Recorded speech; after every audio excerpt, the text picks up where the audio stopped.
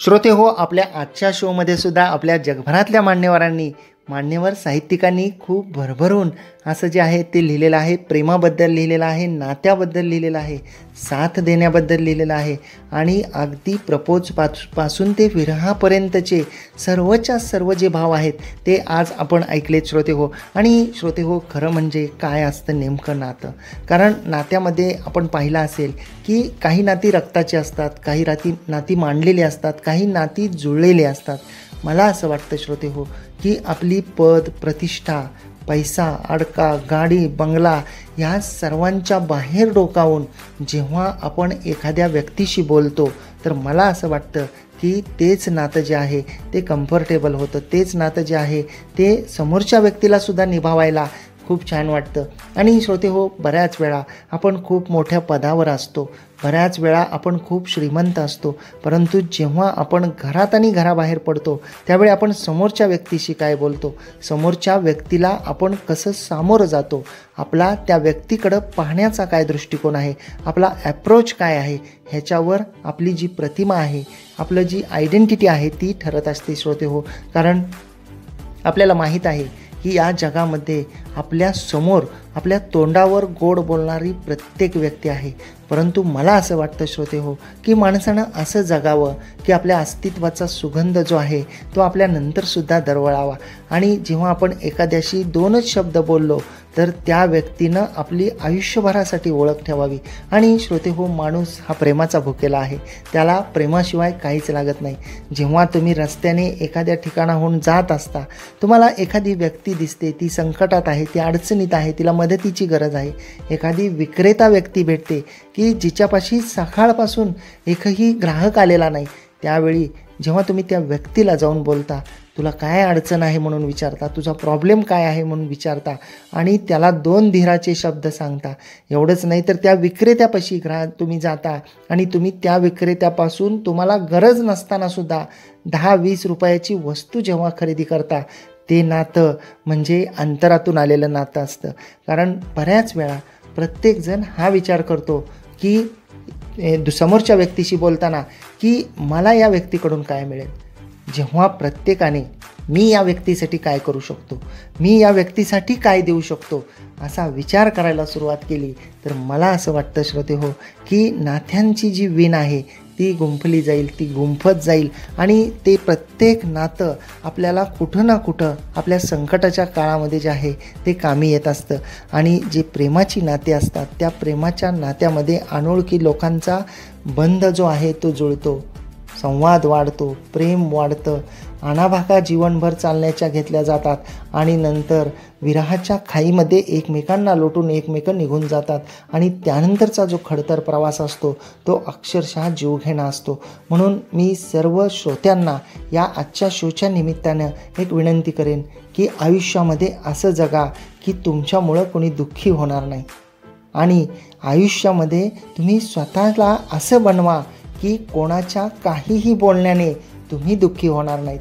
कारण मनाला सावरायला स्वतःशिवाय इतर कोणीही नसतं. आपल्याला कुणीतरी येईल आणि आपलं मन सावरेल आणि आपल्याला छान शब्द बोलून जाईल अशी अपेक्षा करणंच मुळात गैर आहे. त्यामुळं माणसानं स्वतः शारीरिक आणि मानसिकदृष्ट्या मजबूत आणि खंबीर असलं पाहिजे. आलेल्या प्रत्येक संकटाला आपण अगदी धैर्यानं आपल्याला तोंड देता आलं पाहिजे. कारण श्रोते हो, वेळ कोणतीही कायम नसते. मग ती सुखाची असो, ती दुःखाची असो, ती संकटाची असो की ती आनंदाची असो. त्यामुळं प्रत्येक वेळेमध्ये आपण संयम ठेवण्याची गरज आहे.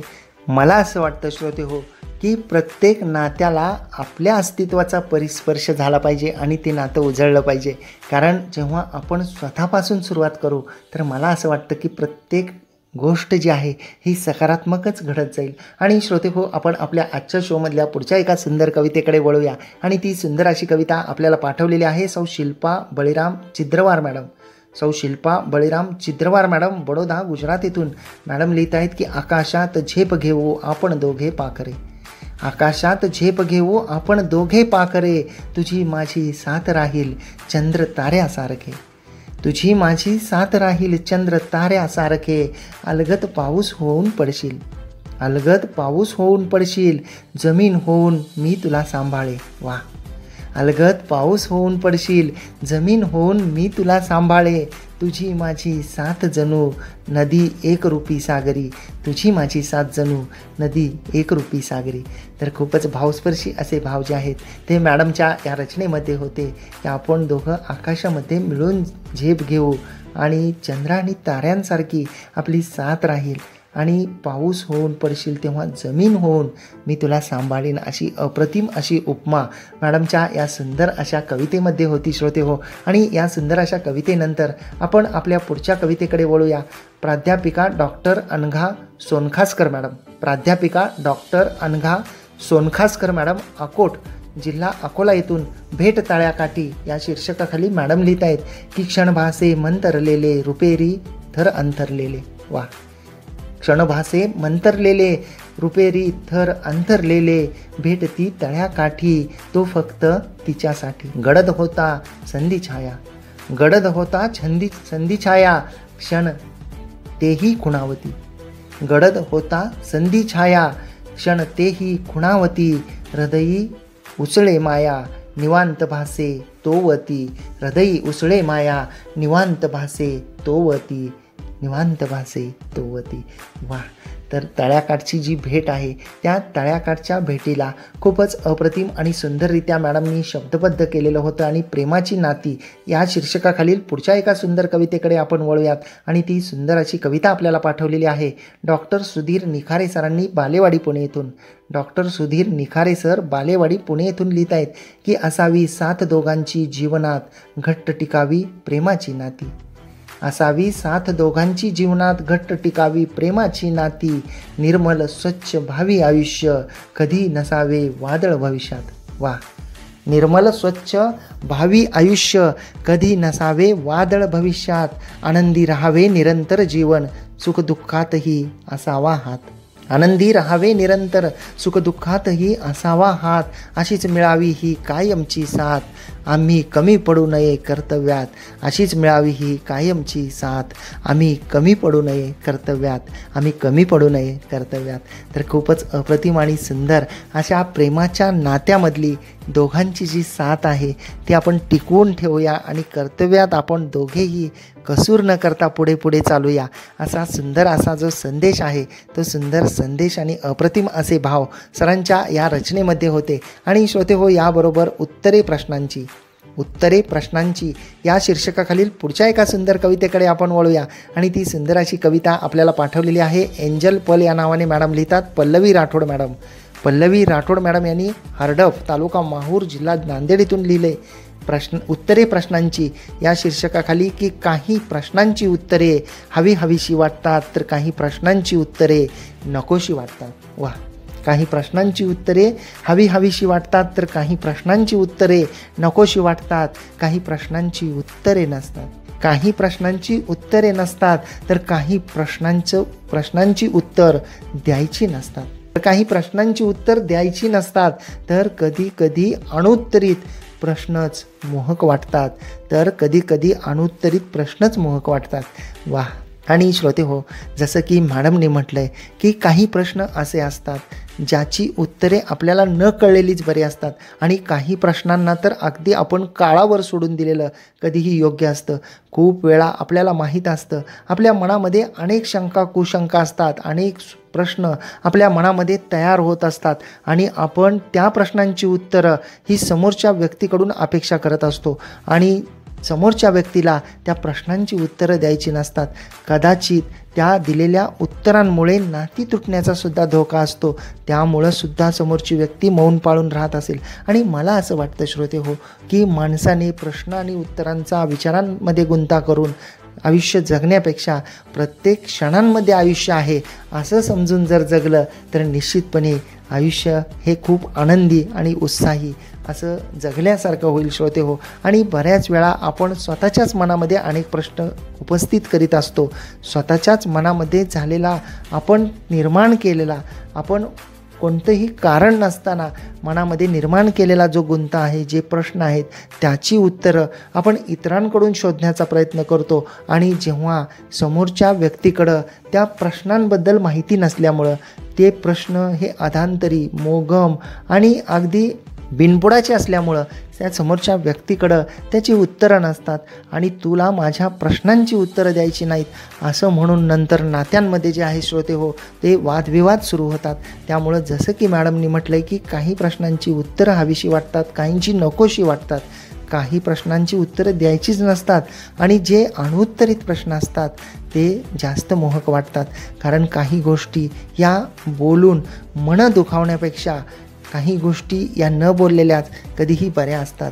त्यामुळं नातंसुद्धा चिरंतन असं टिकून राहतं आणि निश्चितपणे ज्या गोष्टीच्या लपवण्यामुळं नात्यांमध्ये कोणताही फरक पडणार नाही, नात्यांमध्ये कोणाची फसवणूक होणार नाही, असे जर काही मनामध्ये गूढ असतील तर ते निश्चितपणे गूढ ठेवायला काहीच हरकत नाही. परंतु मनामध्ये वाईट भाव ठेवून, मनामध्ये गूढ ठेवून एखाद्याला फसवणं हे मात्र निश्चितपणे चुकीचं आहे श्रोते हो. आणि याबरोबरच श्रोते हो आपण आपल्या आजच्या शोमधल्या पुढच्या एका सुंदर कवितेकडे वळूया आणि ती आपल्याला पाठवलेली आहे गीतकार जगन्नाथ जाधव सर. गीतकार जगन्नाथ जाधव सर, एसगाव, जिल्हा औरंगाबाद, तालुका खुलताबाद येथून.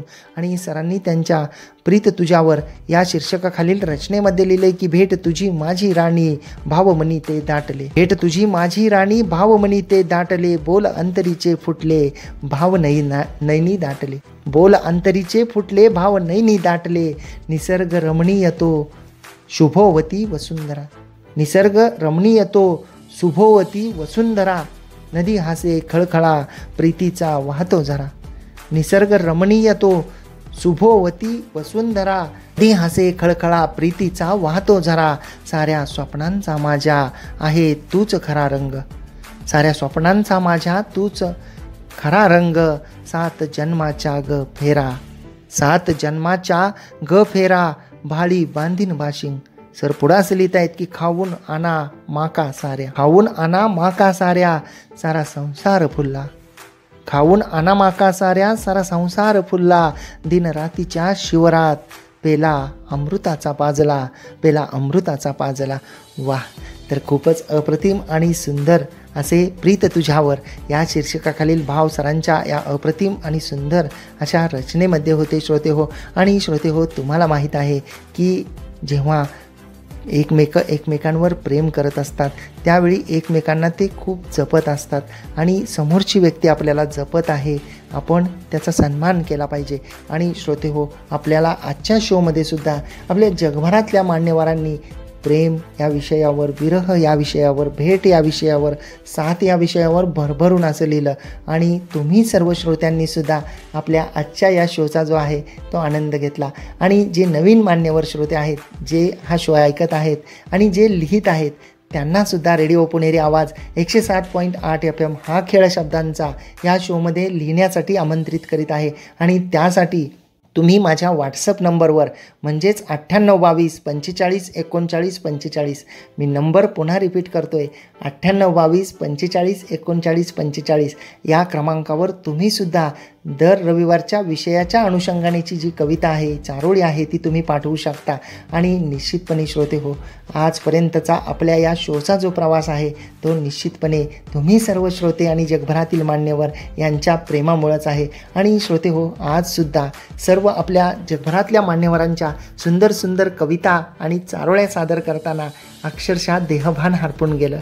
प्रत्येकांच्या ओळीतले प्रत्येक शब्द अगदी काळजाचा ठाव घेणारे होते, अगदी काळजाला भिडणारे असे होते.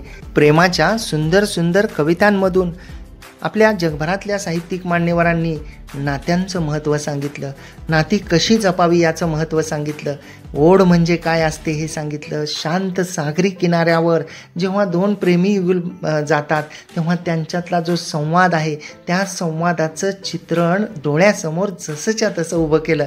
आणि श्रोते हो खरं सांगायचं तर आजसुद्धा या मंत्रमुग्ध 1.5 तासांमध्ये खरं म्हणजे कळलंच नाही की वेळ कधी संपली. हो, आपल्या शोची वेळ संपत आलेली आहे आणि त्यामुळं मला आजच्यापुरती तुमची रजा घ्यावी लागणार आहे. परंतु मी तुम्हाला पुन्हा भेटायला येणार आहे पुढच्या रविवारी दुपारी 2 वाजता तुमच्या आवडीच्या शोमध्ये हा खेळ शब्दांचा. आणि हो तोपर्यंत तुम्ही मात्र कुठेही जाऊ नका. मला म्हणजे RJ कैलासला मात्र आजच्या शोमधून रजा द्या आणि ऐकत रहा रेडिओ पुणेरी आवाज 107.8 FM. आनंदी रहा, आनंद लुटा आणि स्वतःची काळजी घ्या.